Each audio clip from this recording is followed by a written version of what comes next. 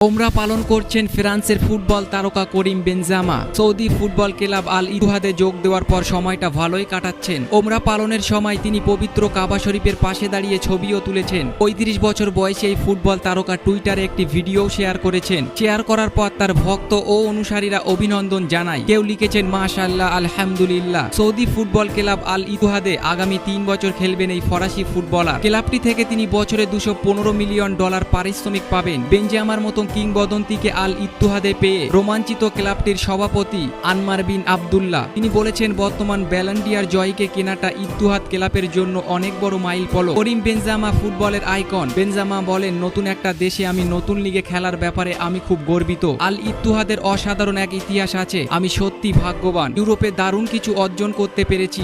Spain ও ইউরোপে সম্ভবত সবকিছু জিতেছি আমি। আমার মনে রয়েছে নতুন চ্যালেঞ্জ নেওয়াটা এটাই আমার সঠিক সময়। আমি সেই চ্যালেঞ্জটা নিয়েছি।